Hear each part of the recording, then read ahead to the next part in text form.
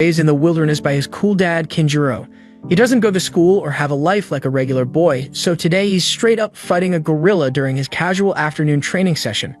The match starts and Yaiba easily dodges all of the gorilla's attacks, even having time to flex on him. But he gets a little too cocky and gets caught and thrown into the air. With the help of his other animal friends, he's able to get a mid-air boost and he ends up falling down to deliver the strongest overhead sword strike you've ever seen right on the gorilla's noggin. Yaiba and the animals celebrate and his dad comes over to congratulate him. "Good job, son." "Beating gorillas is a piece of cake," Yaiba replies. But then all the other gorillas see that their homie just got taken down, so they surround them having dirty looks on their faces. At first, Kenjiro thinks about taking them all on at once, but later realizes that he only has one life, so they all immediately start running away while the gorillas chase them, trying to get their revenge. Yaiba and Kenjiro end up hiding in some cargo crates filled with bananas as they see the gorillas run by. They stick their heads out to celebrate their escape, but then one of the blind cargo workers doesn't see them in there, so he places the lid on the box and nails it shut, trapping them inside. While in the box, they just look at each other. What the hell is going on? Just like that, they are put in a truck, heading straight for Japan. Meanwhile, at the airport, little Sayaka waits around and finally spots her dad, Reizo, walking in. She rushes over to him. "Congrats on winning the Asia Kendo Championship," she says. Reizo pats her head, thanking her, but deep down he feels that he can never be a true champion until he defeats Yaiba's dad, Kenjiro. Just then, they hear some strange sounds coming from behind them. They look back and see Yaiba flying right towards them. Yaiba can sense that Sayaka's dad is pretty strong, so he draws his sword, challenging him to a fight. But Sayaka steps in, trying to protect her dad, using an umbrella as her sword, and boldly asks him who he is. Yaiba confidently introduces himself, and after Sayaka's dad hears his family name Kurogane, he starts to wonder whether his father is the arch-nemesis Kenjiro Kurogane. Our boy Yaiba has never seen a girl before in his life, so he looks at Sayaka and asks her, "What are you?"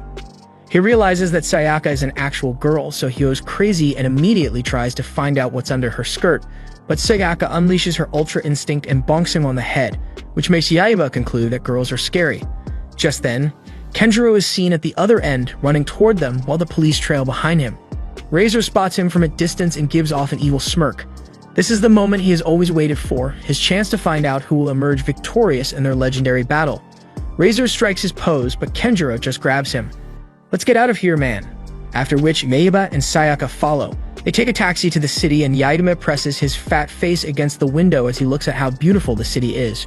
Shortly after, they arrive at Reizo's house, where Kenjiro tells Yaiba things are going to change from now on. "Welcome to your new home."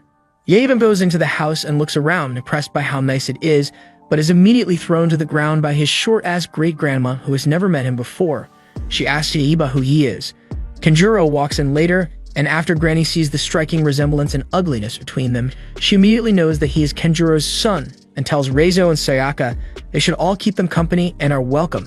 About an hour later in the dojo, Yaiba is really excited to see the other samurais as he's eager to find a samurai who's either as strong as him or even stronger. Kenjiro tests them all by tapping them on the back and they all fail except one who manages to block. Kenjiro suggests Yaiba spar with that guy. Reizo doesn't think that's a good idea because that guy is Muto, the dojo's best samurai. Granny doubts that Yaiba would even stand a chance against him, but his father is confident in him. He sets a deal with Granny.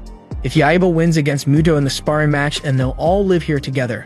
But if he loses, they'll get lost. Granny agrees and tells Muto that he has permission to go full force, but Muto doesn't understand why because he's just sparring against a little kid.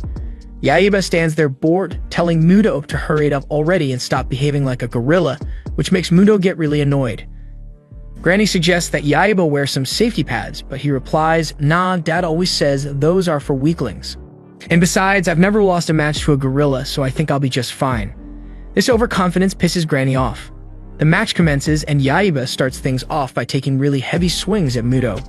Granny and Sayaka observe his fighting style and see that it's not the most efficient because Muto can easily see his attacks coming from a mile away.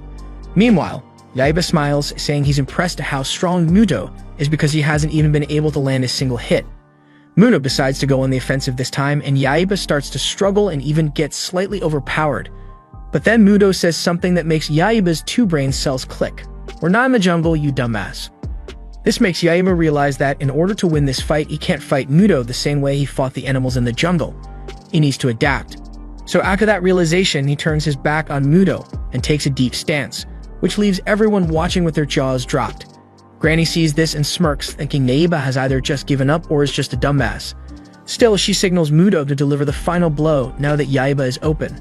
Muto lifts his sword with all his might, ready to deliver the final blow, and right as he does, Yaiba dodges it, leaving Muto with a shocked look on his face. Yaiba then launches his sword and delivers the final blow to Muto, which is delivered with so much power it breaks his sword and even sends him flying upwards into the roof, leaving everyone watching stunned.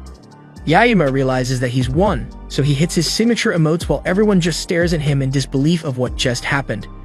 Granny has never seen such raw strength and uncultivated swordsmanship in such a young boy before. Meanwhile, Kenjiro has just finished downing a full crate of beers and is drunk, but still proud of his son for beating Muto. Reizo facepalms. Now he's going to have to hold his end of the bet and let them live in his house indefinitely. The worst part is that they're not even going to help with the rent. Sayaka notices that Yaiba is doing something strange. He has tied Muto to the roof and is holding a wooden stick. She asks him what he's about to do, but he replies, saying it's survival of the fittest, just like he does in the jungle. This pisses Sayaka off, so she tells him, "You're not in the jungle anymore, you moron." In the middle of the night, while Sayaka is trying to get her beauty sleep, she wakes up because Yaiba is training loudly on the roof for some reason. She comes out of her room, which shakes the house a bit and causes him to fall off the roof. She scolds him. "Do you know what time it is?" But Yaiba doesn't understand what she means because in the jungle, there's no such thing as sleep. Later that morning, it's now time for breakfast, so Yaiba rushes in to get his, but Sayaka stops him to ask a question about something that has been bothering her ever since he arrived. "Why do you have a tiger with you?" This is a tale that Yaiba loves to tell, so he starts off by narrating that one day, when he was in the jungle, he was trying to catch some fish but didn't have any luck. That's when the tiger snuck up on him and tried to eat him, but Yaiba accidentally blocked the attack by using his spear to hit the tiger right in the balls. The tiger fell into the water and started to drown. The movements of his actually helped get the fish out of the water. Ever since that day, he and the tiger started to spend quality time together, and just like that, they became best of friends. But judging by the look on Sayaka's face, she doesn't look satisfied by that story.